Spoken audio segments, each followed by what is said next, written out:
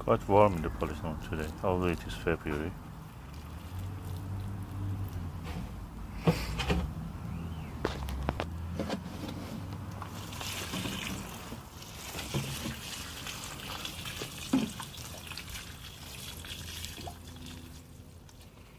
So this is the first time in many months that the plants receive some water here. Practically they didn't need it.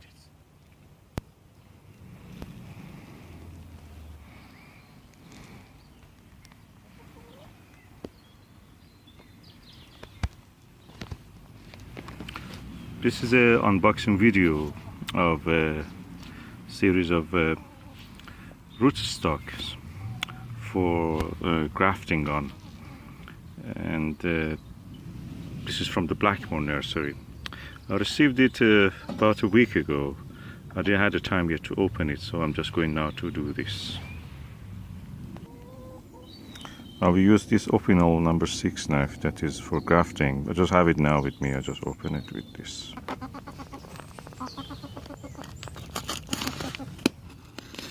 It's very sharp.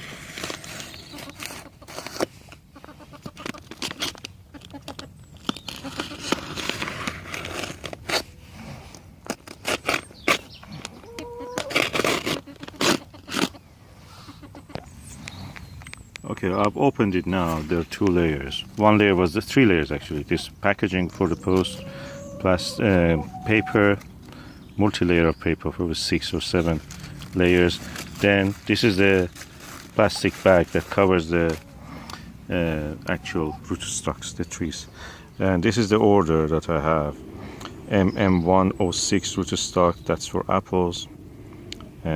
This pack has supposed to have 10 in it, and Queen's A rootstock, 10 plants, and 6 to 8 millimeter again. And these are for pears, quinces, and anything that goes with that, including the medlars.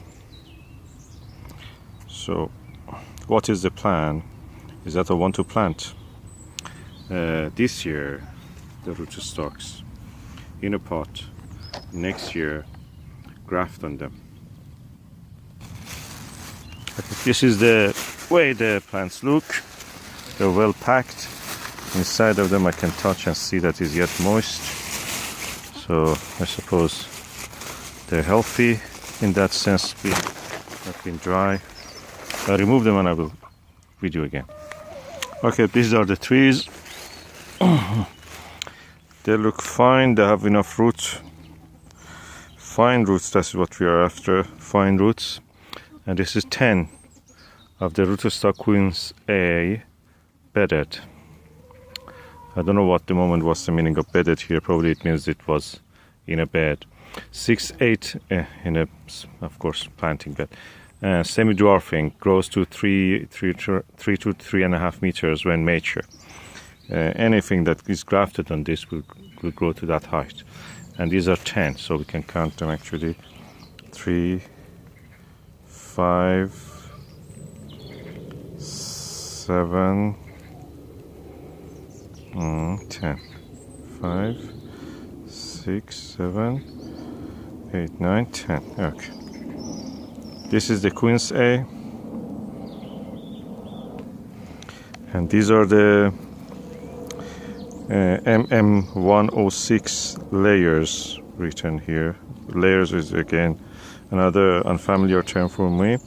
It maybe is a gardening term, nursery term for certain method of the growing them on the soil. Semi-vigorous, approximate height when mature, 4 to 5 meters. That's what I wanted. I wanted a tree which actually grows big, because I have plans for this. Both of the rootstocks, as you see, have a good root system. And I'm looking forward to planting them and then graft them. I have decided I wanted actually originally to table graft them, but I thought that okay, I will let them grow and establish the root system. Then after that I will graft on them. That's better, I think. So that's the plan.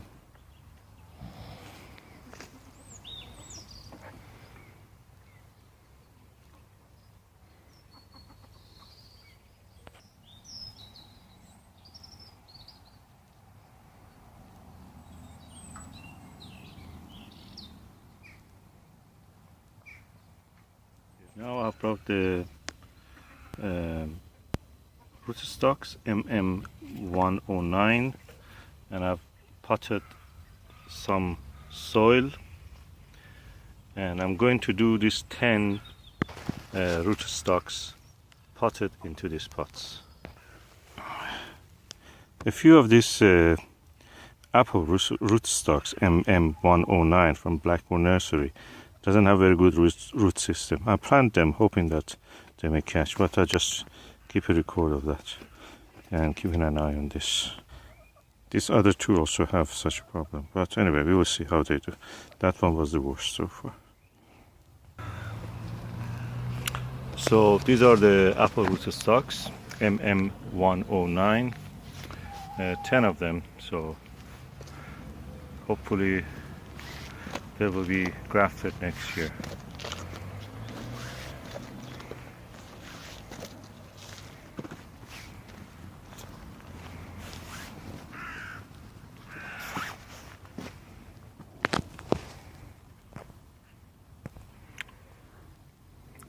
Just to be sure that they are not mixed with the other rootstock.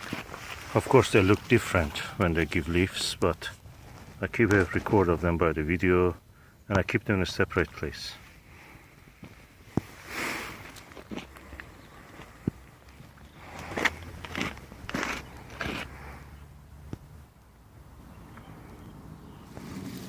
This is the Queen's A rootstock that I'm now going to plant in a pot, because I want to have them in a pot movable.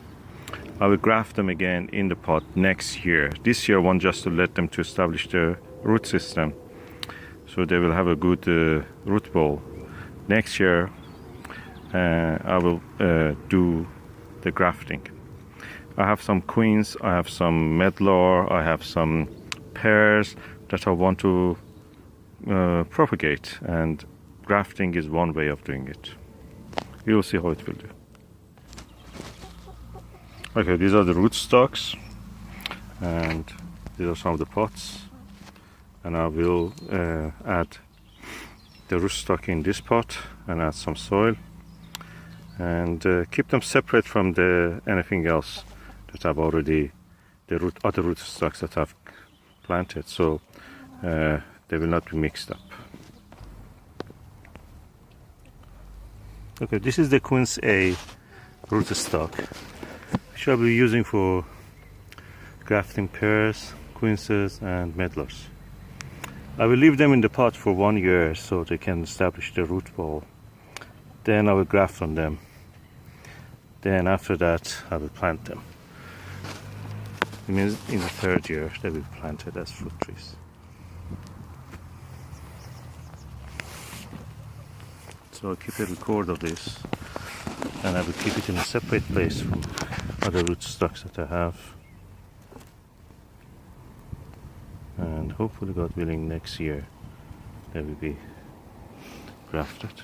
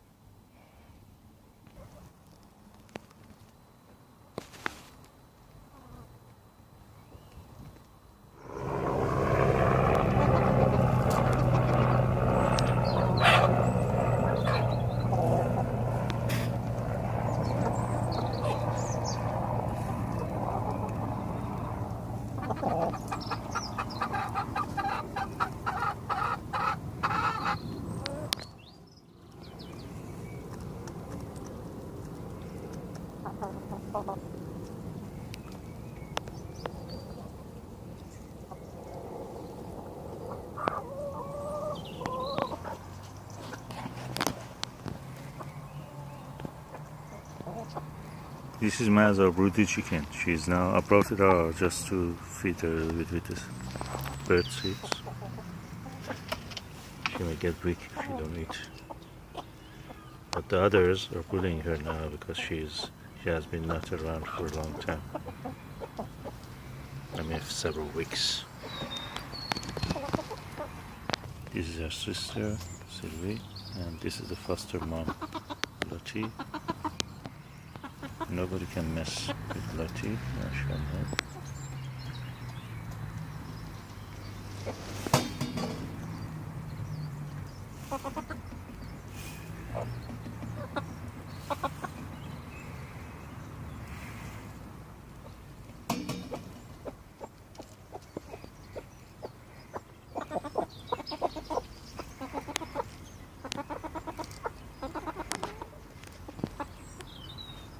The mom and daughter are eating with each other, supporting each other.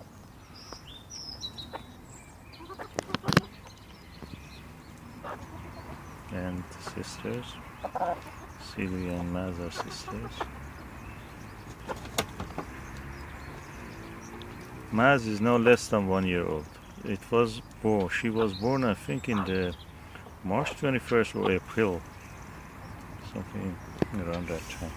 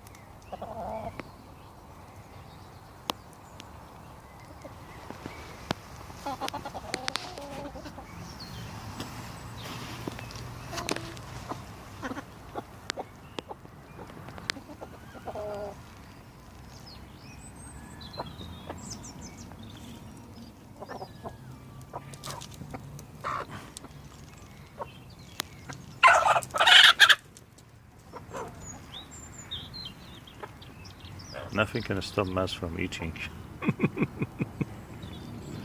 Being bullied by a weakest chicken, which is this one. Not this one, this one.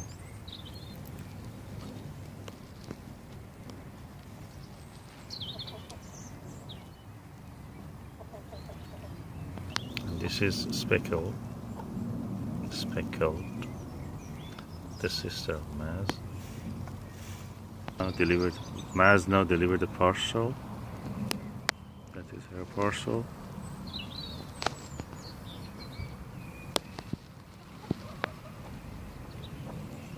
Now she's going back to the home, drinking from everywhere. I put those those trays there just to collect some rainwater, because sometimes they bully each other. They get afraid to come. So that's another way of feeding them some water. Their sister Sylvie, and that's Maz. And the peach blossoms are gradually getting bigger. They're almost swollen a bit. Now Maz comes. She's in a hurry to have the anything she can get before returning to the coop.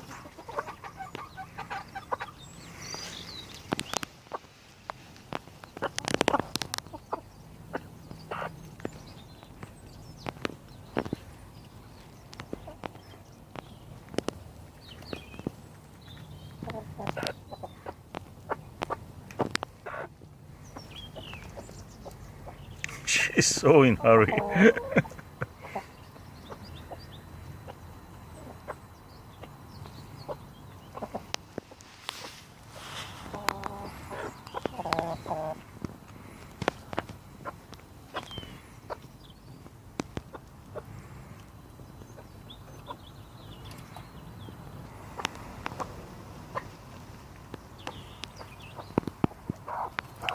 must be hungry.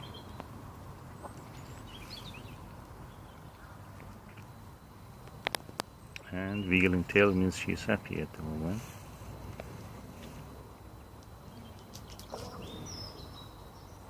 Such a sweet little chicken.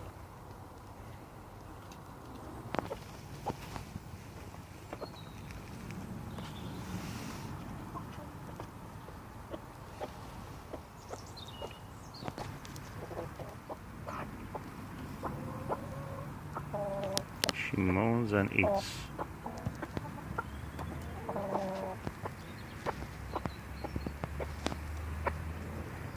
The other day she was frozen, the eyes were frozen.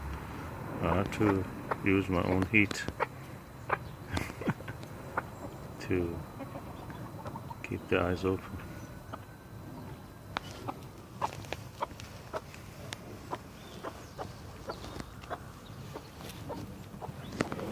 I'm doing an experiment this year. It means planting in the polytunnel some very early potatoes just to see how they will do. So I'm digging a hole, adding some of this grow more potato fertilizer, adding a potato seed into that, and see how it will do. I'm not bothered with cheating or anything. They're potatoes, so I just bought them and immediately I put them in. Okay, I've dug some holes.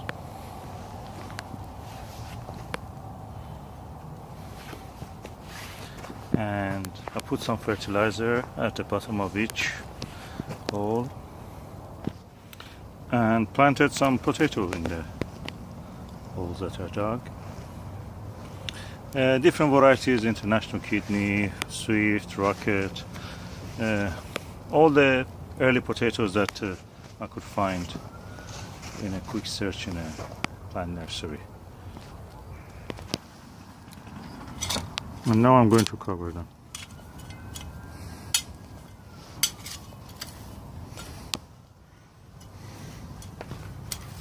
And if it is necessary, later I will earth them up also. After this I will water.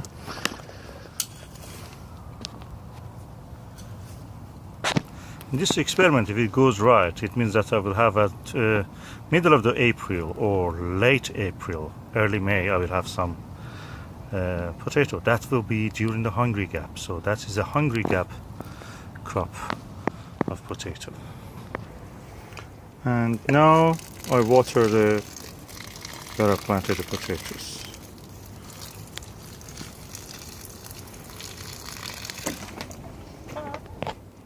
Chickens were coming to the polytunnel.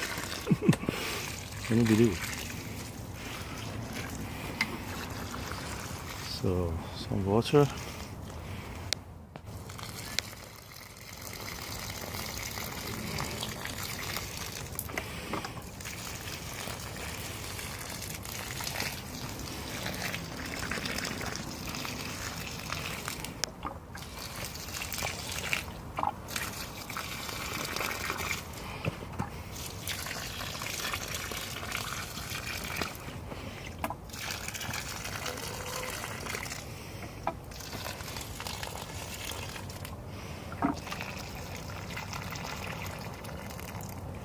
And fingers crossed, we will have some potato when there is no. Plant my onions from the set around the spring equinox. That is 21st or 20th of March.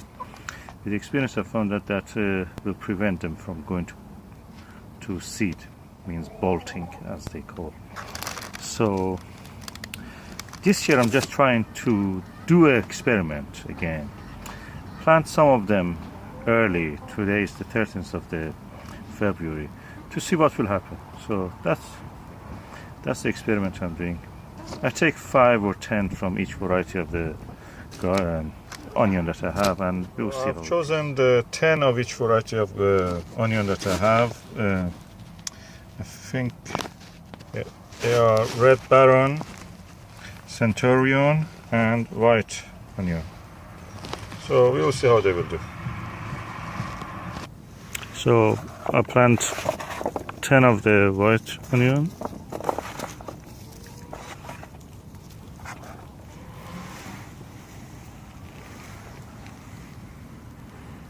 One, two, three,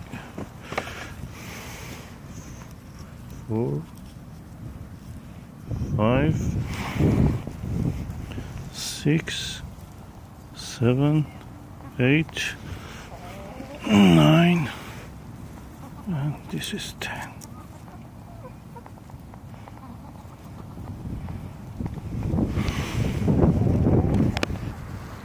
Ten of the centurion. 1, 2, 3, 4, 5, 6, 7, 8, 9, 10,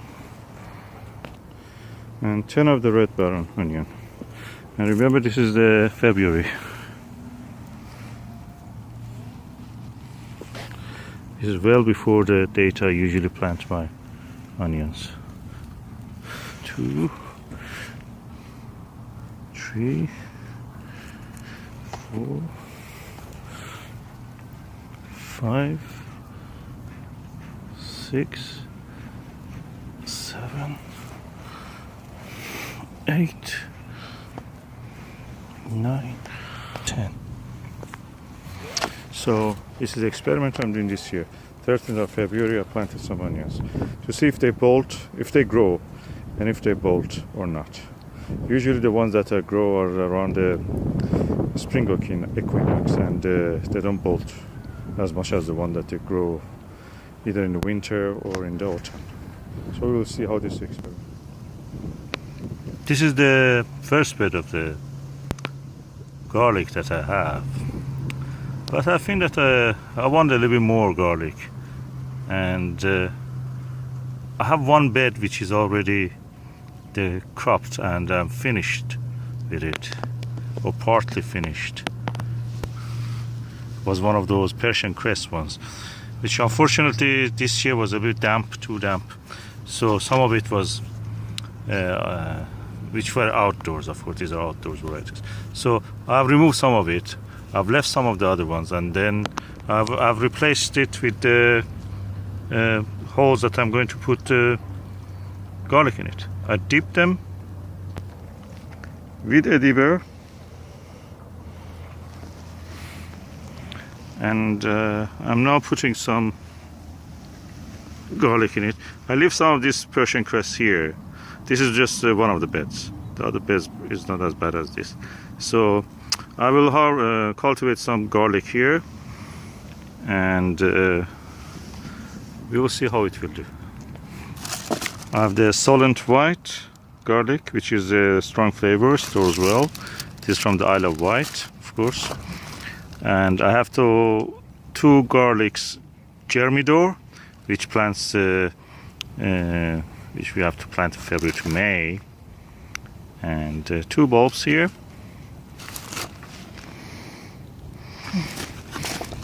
I have some garlic which I bought from shops,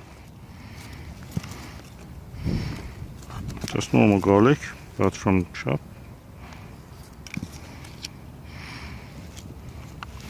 And I will plant them. For planting garlic, of course, you remove the packaging, then it comes to the garlic itself. You have to separate the cloves.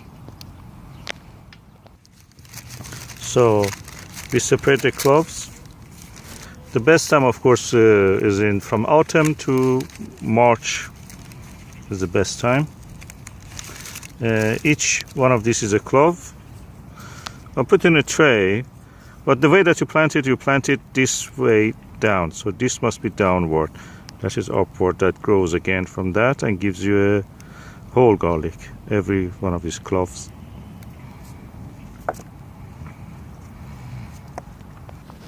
Okay, now I have separated them 4, 8, 12 and 15. 15 cloves from one bulb, which was the variety Solent White.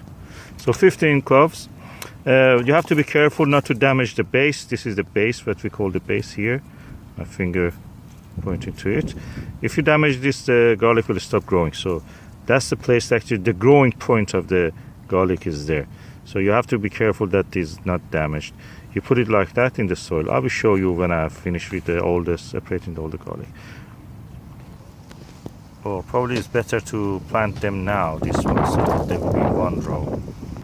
So 1 clove in 1 hole, which we have made with a dibber. 1 clove. If you put it a little bit deeper, is better, because the birds have a tendency to come and take them out from their hole.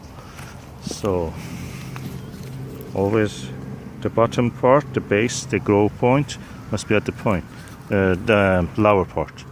So you put it like that inside the hole.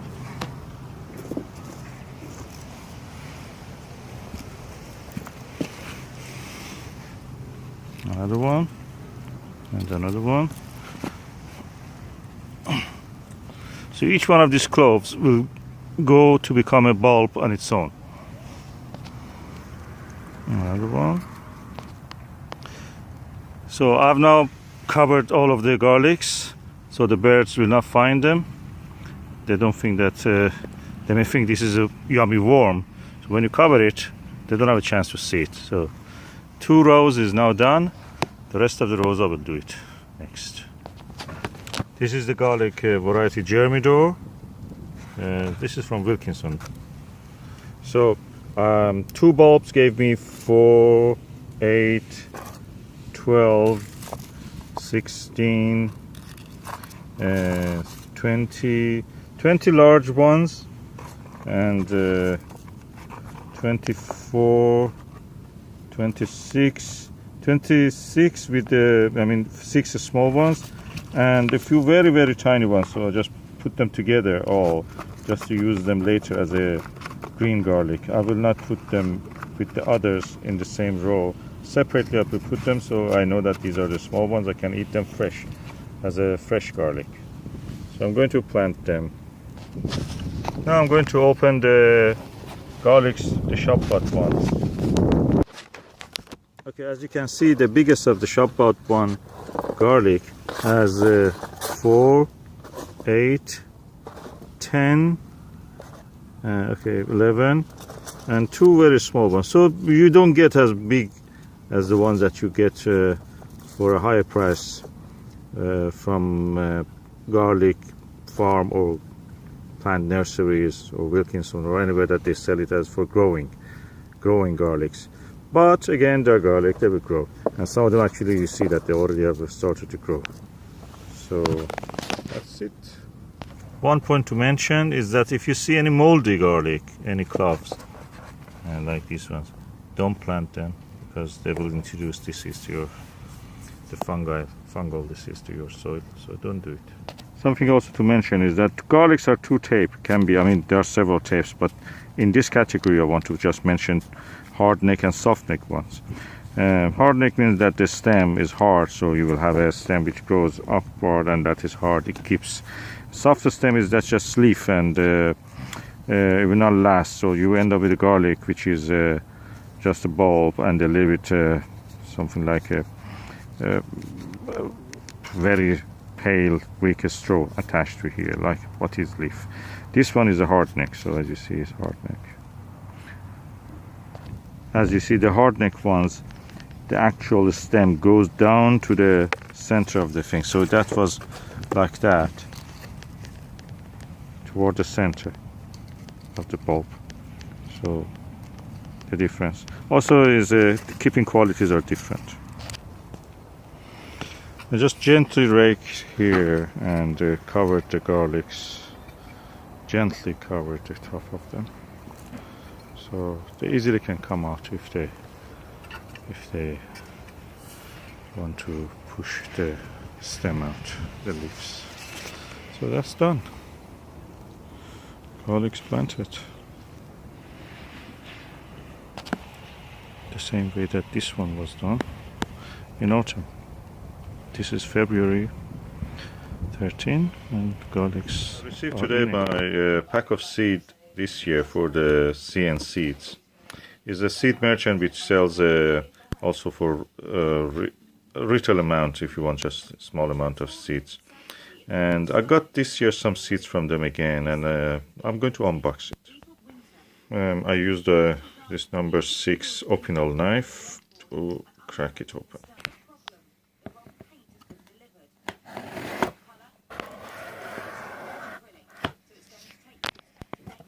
Okay, now I've opened it.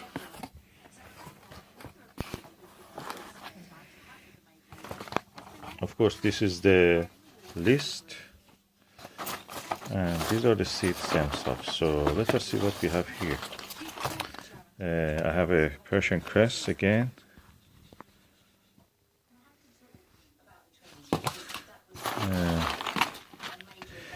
I have the Turkish rocket. That's kind of Lebanese kind of rocket, more like a brassica. Squash winter, squash crown prince. Squash winter Ochiki Kuri orange Hokkaido. That's one of the best, earliest, and most reliable ones I have grown over years. The next one is tomato Sangold F1, the best tomato in the world.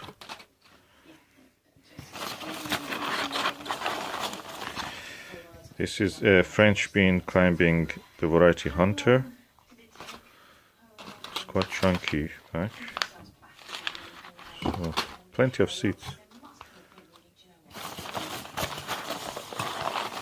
Yeah, that's about 100 grams of seeds. Sweet corn early bird F1, so 250 seeds, is a heirloom variety. Sweet corn wagtail, so this is the late variety, I think. And now we are coming to the chunky one, which is the broad bean Monica, 500 grams of it. It's half a kilo of the Monica.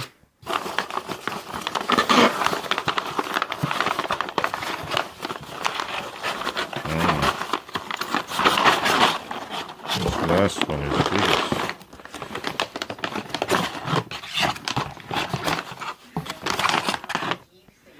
And Broadbean Boneyards exhibition. I will look at the prices and tell how much it will cost. But look at this. This is chunky pack. So, it cannot be cheaper than this. Half a kilo of Boneyard exhibition. Broadbean. For £2.80, and the other one Monica 520, which is this one, and the rest of them. The prices are really competitive. The only expensive item is the tomato Sangold F1, which is a Japanese seed, so they bring it from Japan, imported from there. And the Crown Prince also is a bit expensive, but Tiram film coat. Anyway, I don't know what that shows, but anyway, these are the seeds. Quite cheaper compared to anything else. So these are the seeds that I bought from the CN seeds for this year.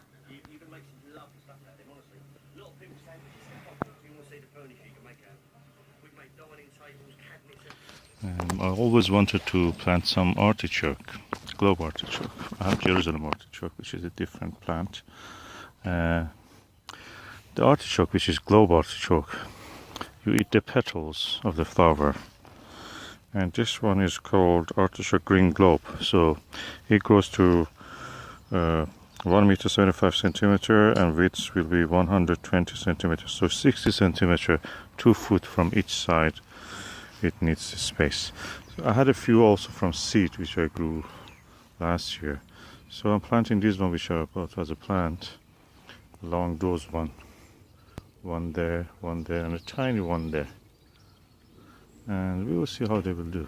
This is the first time I'm doing this, so hoping that I will have some flowers this year, or at least good growth.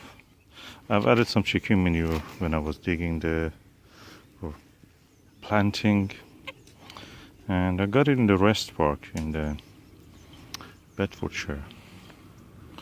It's a big garden and kind of manor house. That's it, 2016. We will see how they are. An observation about the cherry plum gorgeous saps. If you notice, the fruit pods are in the old wood. These are the last year's woods, and the year before that, and these are the new woods. There's enough fruit pod. They have mostly leaf pods. So, cherry plum gorgeous saps, the fruit pods grow on the 1 year, 2-year-old and older branches. 1-year-old branches doesn't give fruit pods as much or any. So we can see clearly the difference. The boundary is here.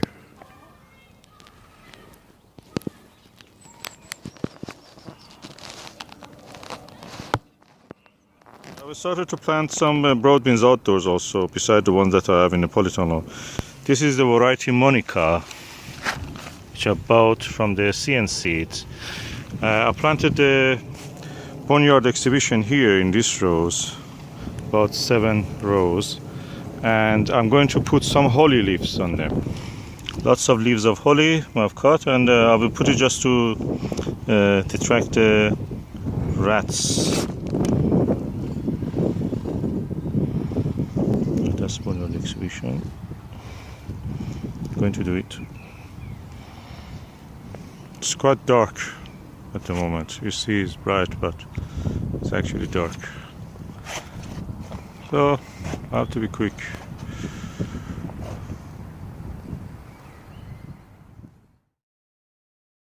This is a large bush of holly, and I've collected some for deterring rats. That's the best rat scare that you can find, and I've tried it. I will show you what I'm doing with it. The holly after Christmas can be used. Okay, since I put the holly, the rat has not arrived back. They are not coming back. So I'm continuing with this, cutting the holly and putting it everywhere that I want to stop the rats, including where I have the broad bean beds, which I did last night. Okay.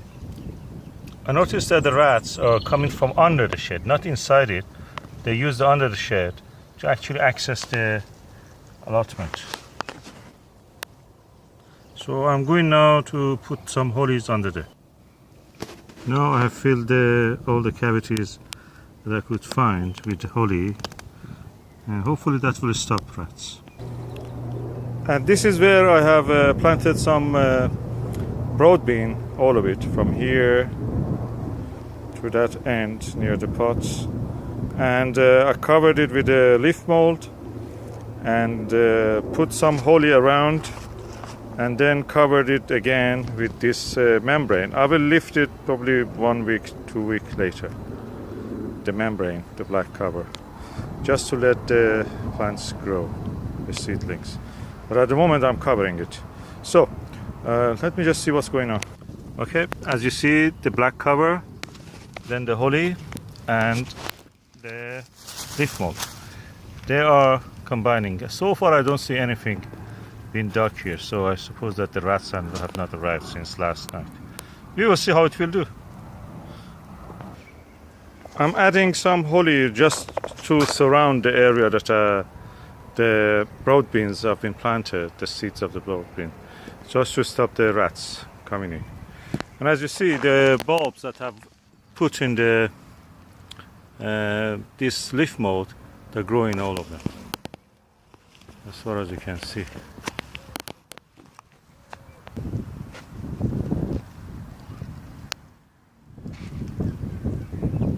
So I'm going now to add some holly.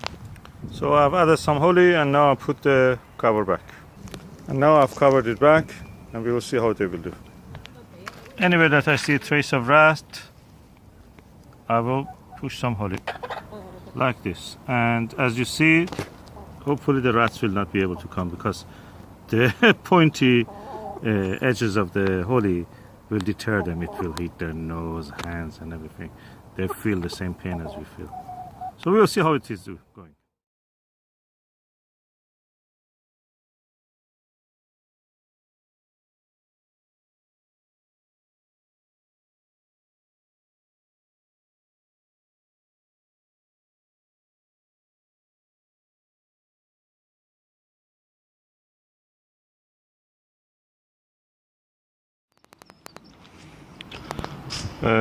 The storm Doris has passed above us, and this side the birds are singing and it's blue sky. What it means for the allotment trees? That means that the winter Arctic weather is being pushing back by these tropical storms. The warm weather, which brings rain, energy in the form of heat, which runs the storm or hurricane from the Gulf of Guinea to Caribbean and the Mid-Atlantic, and then toward us in the north part of the Europe. So spring is on the way. Hurricanes are the first sign of it.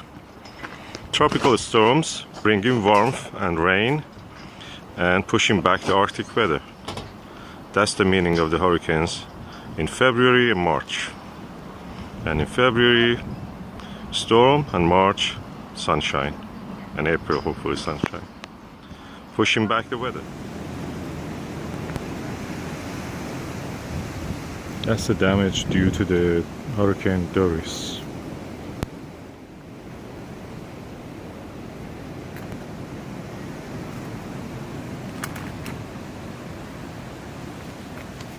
It's quite tall.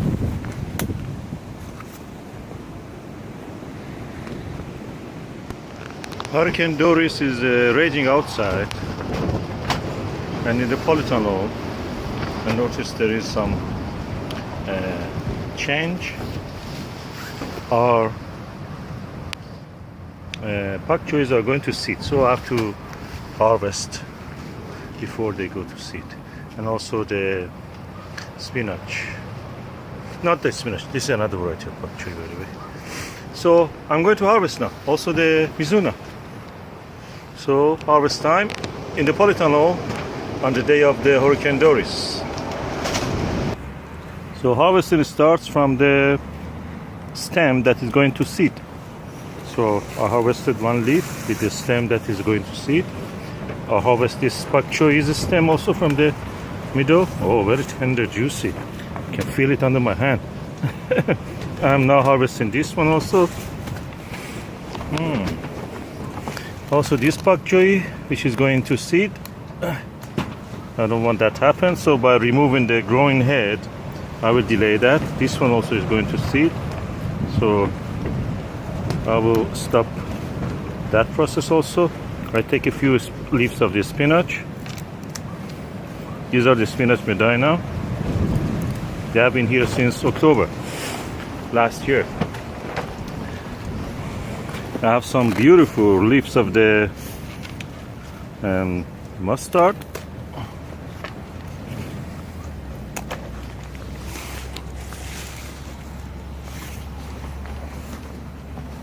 I have some of this bubble cress, which I'll harvest.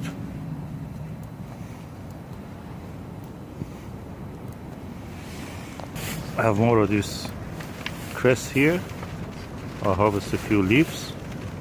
From each plant a few leaves, so in total I will end up with a lot of leaves.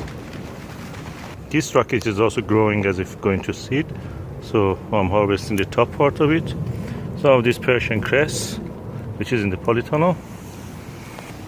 During the harvest is the best time also to see and notice any weeds, so I'm removing the weeds.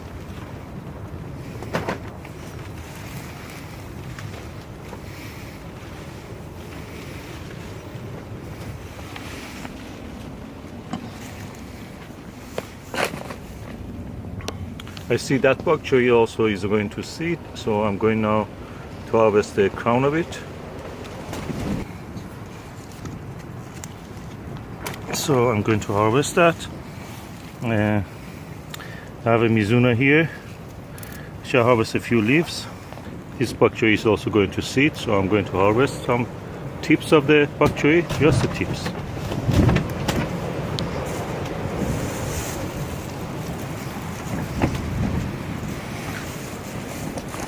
This rocket is also going to seed, so I'm harvesting it now. As much as of the top part, which is the growing point of it. And this bok choy is also going to seed, so I'm harvesting.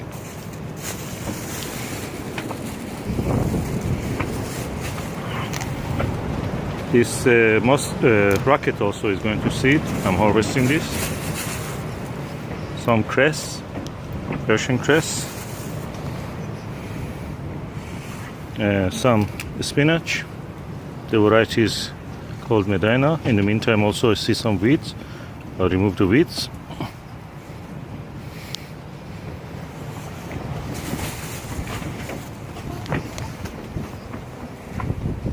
Some of this parsley will be nice in a soup. Some of this also coriander. Adding to the soup will be nice. Oh, the smell of it is divine. And if you notice, the snowdrops appeared in the polytunnel. You can hear actually outside what is going on. Now it's a little bit calmed down, but it was really, the wind was very strong.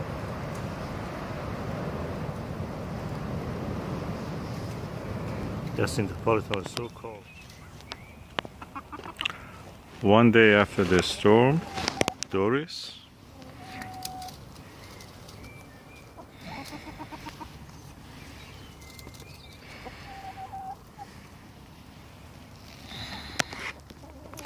And eggs, 5 eggs, as if nothing happened.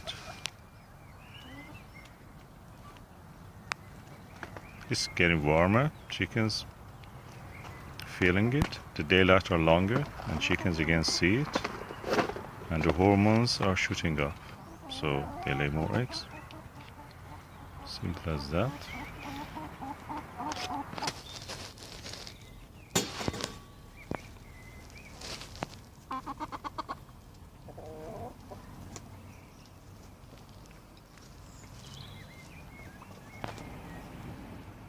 I'm doing a hydroponic experiment this year, meaning that I'm growing the tomato seeds, which are in these modules, in a sponge, and just keep the sponge wet. And already have seen, because it is indoors, it was a little bit colder every night. I put it near the heater, then for 15-20 minutes, half an hour. Then I remove it back to windowsill. And I've seen some progress actually. I think the tomato seeds are actually have swollen, and they're now trying to send a shoot to germinate. The seed is at the bottom of this little hole, and as you see, the seed itself is the lower part, and a shoot is coming out of it. Difficult to focus on, but it's definitely there.